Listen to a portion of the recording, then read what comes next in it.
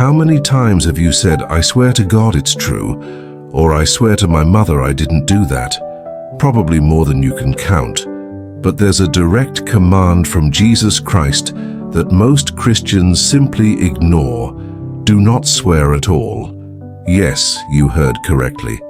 Jesus was categorical in forbidding oaths. But why did he say that? And why has this clear teaching become one of the most forgotten by Christians today? The answer may shock you and completely transform the way you communicate. Prepare to discover a commandment that Jesus considered so important that he repeated it several times, but that our generation has practically erased from Christian memory. To understand why Jesus was so emphatic about not taking oaths, we need to delve into the context of the time and discover exactly what he said. In the Sermon on the Mount, recorded in Matthew 5:33-37, Jesus declares, "You have heard that it was said to those of old, 'You shall not break your oath, but shall perform the oaths you have made to the Lord.' But I say to you, do not swear at all, neither by heaven, for it is God's throne, nor by the earth, for it is his footstool, nor by Jerusalem, for it is the city of the great King. Nor shall you swear by your head, for you cannot make one hair white or black. But let your speech be yes, yes, no, no. For anything beyond these comes from the evil one." The historical context is crucial to understanding the radical nature of this statement.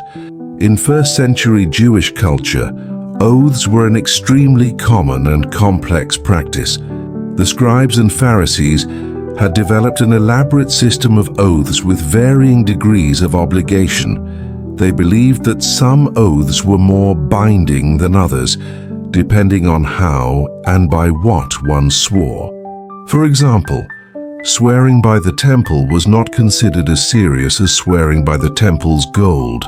Swearing by the altar was less binding than swearing by the offering on the altar. This mentality created a culture of sophisticated dishonesty.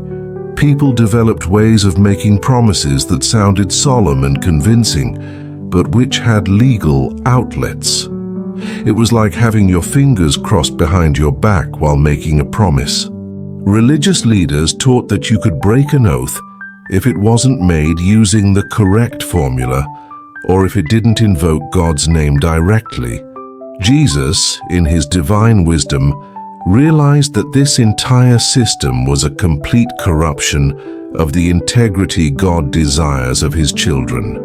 When he says, "You have heard that it was said to those of old," he is referring not only to the original commandment in Deuteronomy 23:21 about fulfilling vows to the Lord, but also to the entire oral tradition that had developed around this law. The Pharisees had transformed a simple principle about honesty into a complex code that, in practice, allowed for more dishonesty. Jesus' answer was revolutionary. Eliminate oaths altogether. There are no lesser or greater oaths. There are no formulas that make a promise more or less valid. The point is not to find the right way to swear, but to stop swearing altogether. Why? Because when you have to swear to be believed, you are admitting that your ordinary word is worthless. Jesus explains that you cannot swear by heaven because it is God's throne, nor by the earth because it is his footstool, nor by Jerusalem because it is the city of the great King, nor even by your own head because you do not control even the color of your hair. In other words, you have no authority over anything that could legitimize an oath. Everything belongs to God, and invoking these things in your oaths is a way of trying to use what doesn't belong to you to give credibility to your words.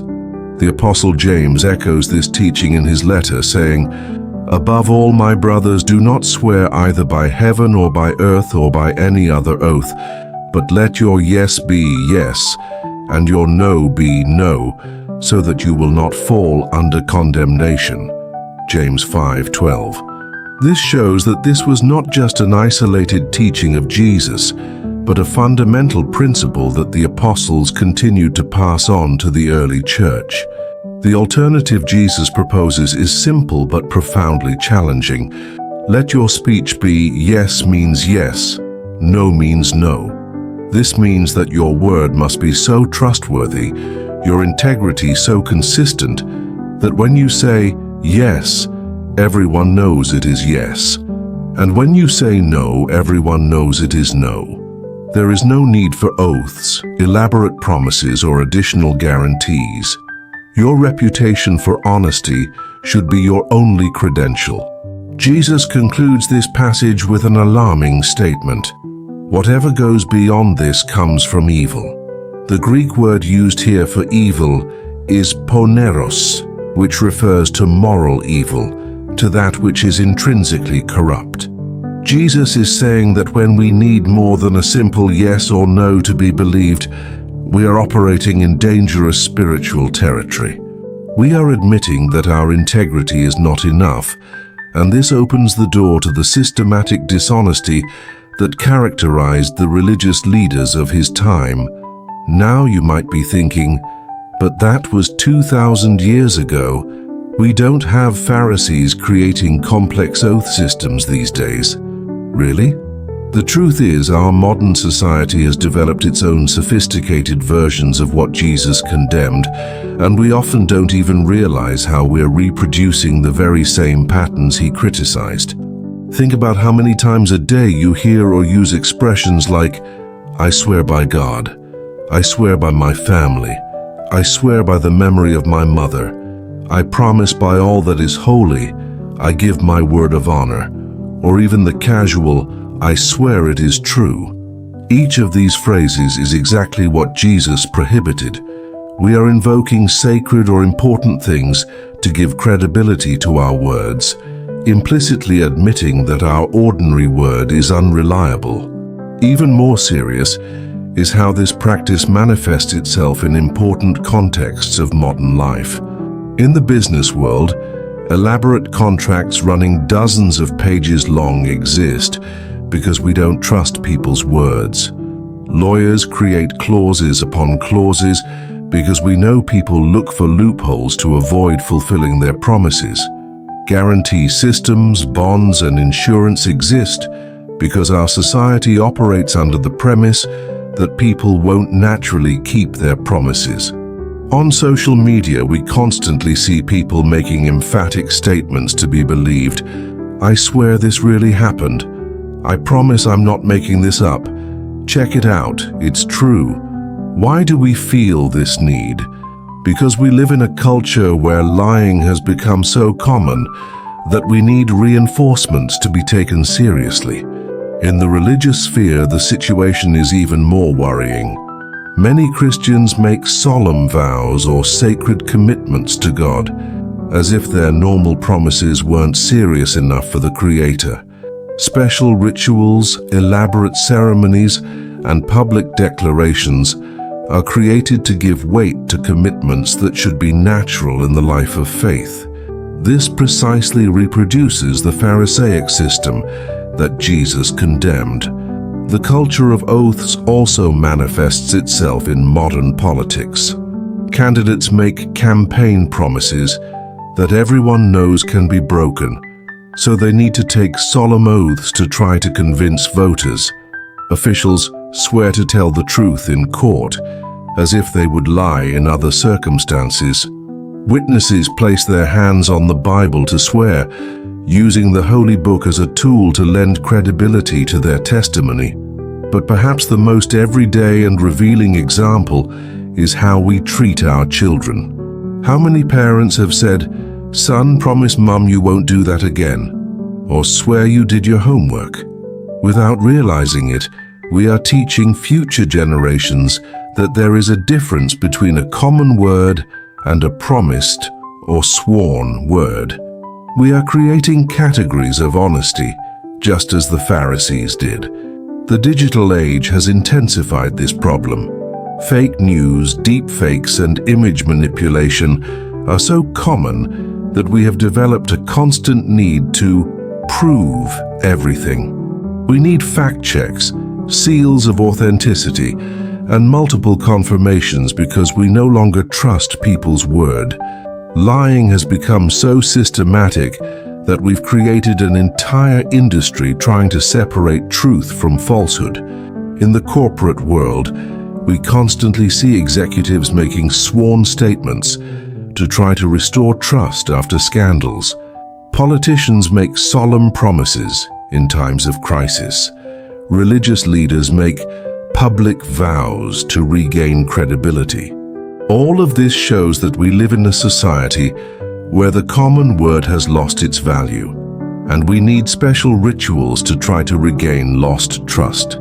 The result is a culture of widespread distrust. We don't trust each other because we know we ourselves are not completely trustworthy. We create increasingly complex systems of verification, more detailed contracts, more elaborate guarantees, just as the Pharisees created complex systems of oaths. And just as they did back then, these systems don't solve the fundamental problem, a lack of integrity in the heart. Jesus knew this would happen. He understood that when a society begins to distinguish between common and special words, it creates the conditions for systematic dishonesty. That's why his solution was radical. Eliminate the distinction. Make every word carry equal weight. Become a person whose word is so trustworthy that oaths are unnecessary. The disturbing question is, if Christians truly took this commandment seriously, would our society be any different?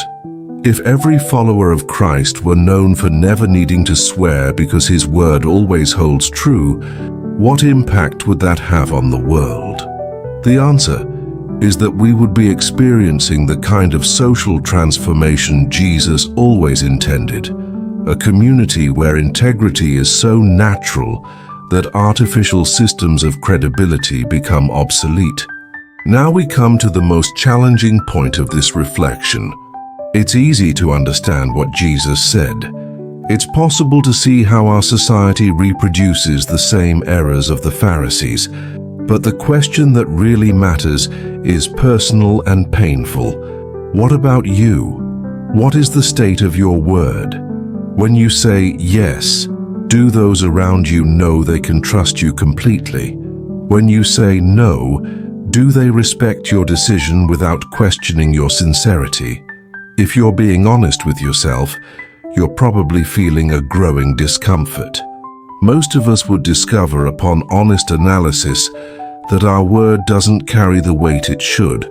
Perhaps you've broken small promises, arriving late when you said you'd be on time, canceling appointments at the last minute, saying you'd do something and then forgetting.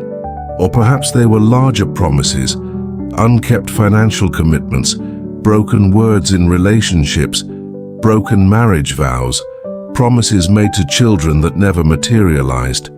The pain of this reflection is necessary because it reveals something profound about our spiritual condition. Jesus wasn't just giving a lesson on social etiquette when he forbade oaths. He was making a radical diagnosis of the human heart. When we need to reinforce our words with oaths, we are admitting that our integrity is inconsistent, and this inconsistency reveals that we have not yet allowed the character of Christ to be fully formed within us. Consider the spiritual consequences of living with an unreliable word. First, it affects our relationship with God. How can we have genuine intimacy with the Father if He cannot fully trust us? How can we grow spiritually if our own conscience accuses us of not keeping our promises? Guilt and shame create barriers to prayer, make our worship superficial, and prevent us from experiencing the freedom Christ offers. Second, it destroys our human relationships. Spouses who cannot trust each other's word live in constant tension. Children who grow up watching parents who break their promises develop cynicism and difficulty trusting. Friendships deteriorate when people discover our word is worthless. At work, We lose opportunities and credibility when our reputation is that of someone who is unreliable. Third, it compromises our ability to impact the world for Christ. The gospel is fundamentally about trust. We are asking people to trust Jesus Christ for eternal salvation. But if our own word is not trustworthy, why would anyone believe our message about a trustworthy Savior? Our personal integrity is inseparable from the credibility of the gospel we proclaim. But here is the transformative beauty of Jesus' teaching. He does not leave us in guilt and despair. When Jesus says, "Let your speech be yes, yes, no, no," he is offering a path to restoration. It is possible to become a person whose word carries absolute weight. It is possible to develop a reputation for integrity so solid that oaths become unnecessary. This transformation begins with small, seemingly insignificant decisions. When you say you'll arrive at 3 p.m., arrive at 3 p.m. When you promise to call back later, call back. When you commit to praying for someone, pray. When you say you'll do something, do it. When you say you can't do something, stand your ground even if it's inconvenient. Every promise kept, every yes honored, every no respected builds your reputation for integrity. The process isn't easy because it requires dying to our natural tendency to please people, to promise more than we can deliver, to use words as tools of manipulation rather than instruments of truth. But the rewards are extraordinary. Imagine living with a clear conscience, knowing that your word is your bond. Imagine the peace of not having to remember lies you've told or promises you've broken.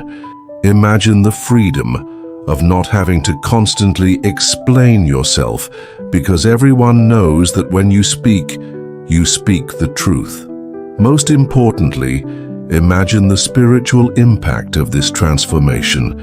When you become a person whose word is absolutely trustworthy, you begin to reflect the character of Christ himself. Jesus is called Amen in Revelation 3:14, which means true and faithful. His word is perfectly trustworthy. When our word becomes trustworthy, we begin to be like him in a very practical and visible way. The final question is, are you willing to embrace this forgotten command of Christ? Are you willing to stop swearing and start living so that your simple word is enough? Are you ready to become a person known not for the elaborate promises you make, but for the quiet consistency with which you fulfill every word that comes out of your mouth? The world desperately needs people like that, and Jesus is waiting to transform you into one of them. We've reached the end of this reflection on one of Jesus Christ's most forgotten and challenging commandments. Now is the moment of truth. What about you? How have you been living this commandment of Christ? Does your word carry the weight it should? Or do you also find yourself constantly needing to reinforce your promises with oaths? Look at your life in the past few weeks. How many times have you said, "I swear it is true, I promise by God," or "I give you my word of honor"? And most importantly, of the promises you've made, whether small or large, how many have you actually kept? We want to hear your experience. Share in the comments. When was the last time you broke a promise and how did it affect your relationship with that person? Or perhaps you have an inspiring story about how you decided to make your word more trustworthy. How has this transformed your relationships? Remember, transformation begins with small daily decisions. Perhaps today is the day you start living in such a way that your simple word is enough.